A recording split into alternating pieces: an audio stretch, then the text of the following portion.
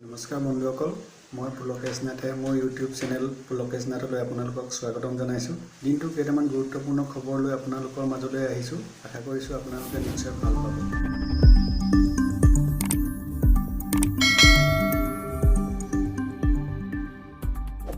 প্ৰথমে আমাৰ বাবে এক দুঃসংবাদ। কৰোনাৰ কুপ্ৰভাৱৰ ফলত অধিক দৰিদ্ৰতাৰ ফালে আগবাঢ়িছে ভাৰত। ৰাষ্ট্ৰসংঘৰ আন্তঃৰাষ্ট্ৰীয় শ্ৰম সংস্থা চমুকৈ ILOয়ে প্ৰকাশ কৰিছে যে দেশৰ প্ৰায় 40 কোটি শ্ৰমিক দৰিদ্ৰতাৰ দিশে গতি কৰিছে।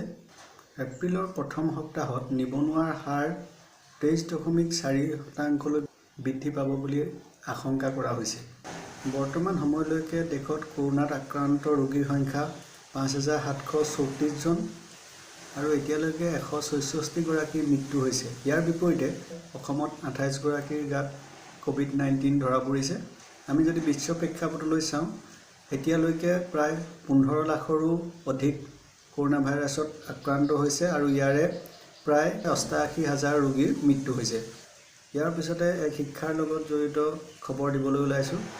অসম উচ্চতৰ মাধ্যমিক শিক্ষা সংসদে ঘোষণা কৰিছে যে উচ্চতৰ মাধ্যমিকৰ প্ৰথম বৰ্ষৰ পৰীক্ষা বাতিল কৰা হৈছে। 2020 বৰ্ষৰ একাদশ শ্ৰেণীৰ পৰীক্ষা অনুষ্ঠিত নকৰাকৈ ছাত্ৰ-ছাত্ৰীক উত্তীৰ্ণ কৰাই দিয়াৰ সিদ্ধান্ত গ্ৰহণ কৰে। অৱশ্যে এই বিষয়ে অসম উচ্চতৰ মাধ্যমিক শিক্ষা সংসদৰ অধ্যক্ষ ডক্টৰ দয়ানন্দ বৰগোহাঁই 11 এপ্ৰিলত আনুষ্ঠানিকভাৱে ঘোষণা কৰা হ'ব বুলি জানিবলৈ দিয়ে। উচ্চতৰ মাধ্যমিক তিনিওটা শাখাত 2,31,238 গৰাকী ছাত্ৰ-ছাত্ৰী বিনা পৰীক্ষাৰে উত্তীৰ্ণ কৰোৱাৰ সিদ্ধান্ত গ্ৰহণ কৰিছে অসম মাধ্যমিক শিক্ষা সংসদে। এইবাৰ আগন্তুক ৰঙালী বিহু আৰু গুড ফ্ৰাইডে জাকজমকতাৰে উদযাপন নকৰিবলৈ আহ্বান জনাইছে ৰাজ্যৰ বিত্ত তথা স্বাস্থ্যমন্ত্ৰী ডক্টৰ হিমন্ত বিশ্ব শৰ্মাই।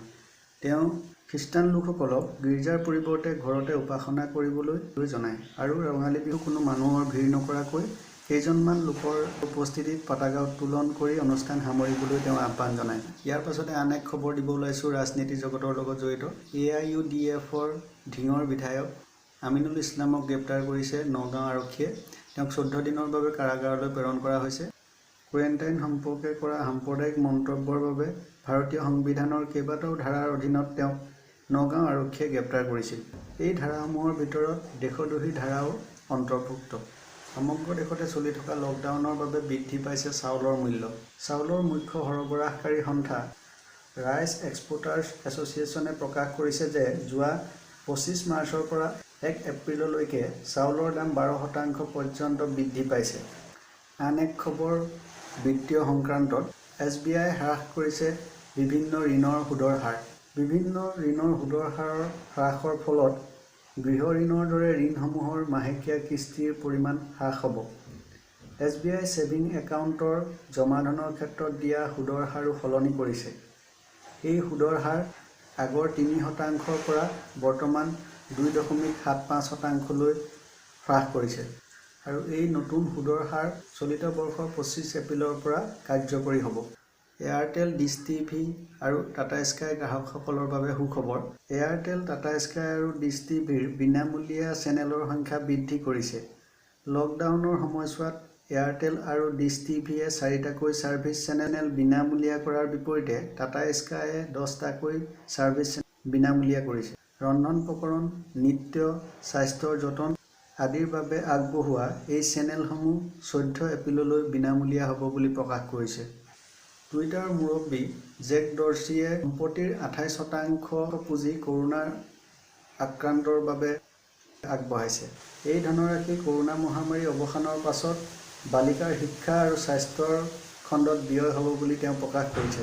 উল্লেখযোগ্য যে জেক ডৰ্চিৰ পূৰ্বেও ফেচবুকৰ প্ৰতিষ্ঠাতা মাৰ্ক জুকাৰবাৰ্গে 227 কোটি টকা দান আগবঢ়াইছে আৰু এই পুঁজি কৰোনা ভাইৰাছৰ আক্ৰান্তসকলক চিকিৎসাৰ বাবে খৰচ কৰা হ'ব। কৰোনা সন্ত্ৰাসৰ বাবে ৰাজ্যৰ মেট্ৰিক আৰু উচ্চতৰ মাধ্যমিকৰ চূড়ান্ত পৰীক্ষাৰ ফলাফল ঘোষণাত কিছু পলম হ'ব।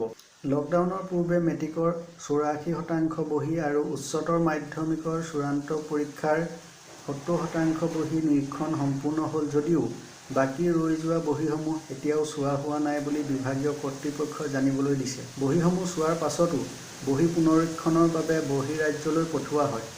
লকডাউন উঠাই নোলোৱা পৰ্যন্ত ফলাফল ঘোষণা কৰিব নোৱাৰাৰ কথা প্ৰকাশ কৰে বিভাগীয় কৰ্তৃপক্ষই। কেন্দ্ৰীয় চৰকাৰে হাইড্ৰক্সিক্ল'ৰকুইনক বিদেশলৈ ৰপ্তানিৰ ক্ষেত্ৰত থকা নিষেধাজ্ঞা প্ৰত্যাহাৰ কৰিছে। মহামাৰীত অত্যন্ত বিপদত পৰা 30খন দেশলৈ হাইড্ৰক্সিক্ল'ৰকুইনকে ধৰি 24বিধ ঔষধ এতিয়াৰ পৰা ৰপ্তানি কৰিব পৰা হ'ব বুলি কেন্দ্ৰীয় চৰকাৰে জানিবলৈ দিছে। ব্ৰাজিলৰ ৰাষ্ট্ৰপতি জেইৰ বলছোনাৰোৱে দেশৰ প্ৰধানমন্ত্ৰীলৈ লিখা এখন চিঠিত হাইড্ৰক্সিক্ল'ৰকুইনক হনুমানে লক্ষ্মণক প্ৰাণ ৰক্ষা কৰিবলৈ অনা সঞ্জীৱনী বুটিৰ লগত তুলনা কৰিছে। চিঠিখনত ভাৰতে হাইড্ৰক্সিক্ল'ৰকুইনৰ ৰপ্তানিৰ ক্ষেত্ৰত থকা নিষেধাজ্ঞা প্ৰত্যাহাৰ কৰাৰ বাবে ভাৰত চৰকাৰক তেওঁ ধন্যবাদ জ্ঞাপন কৰিছে। ইয়াৰ পাছত আহিছোঁ এক খেল জগতৰ খবৰলৈ। অষ্ট্ৰেলিয়া দলৰ প্ৰাক্তন অধিনায়ক মাইকেল ক্লাৰ্কে তেওঁৰ শ্ৰেষ্ঠ বেটছমেনৰ তালিকাত ভাৰতৰ শচীন তেণ্ডুলকাৰ আৰু কোহলীৰ নাম অন্তৰ্ভুক্ত হৈছে। ইয়াৰ উপৰিও ৱেষ্ট ইণ্ডিজৰ ব্ৰাইন লাৰা, ছাউথ আফ্ৰিকাৰ AB de Villiers, Jacques Kallis, অষ্ট্ৰেলিয়াৰ ৰিকি পণ্টিং আৰু শ্ৰীলংকাৰ কুমাৰ সাংগাকাৰাৰ নামো অন্তৰ্ভুক্ত হৈছে। আজিৰ খবৰ শিতানটি ইমানেই। আশা কৰিছোঁ খবৰসমূহ নিশ্চয় ভাল পালে। যদি আপোনালোকে ভিডিঅ'টো ভাল পালে তেন্তে লাইক কৰিব, কমেণ্ট কৰিব আৰু লগতে চেনেলটো ছাবস্ক্ৰাইব কৰিব। ধন্যবাদ।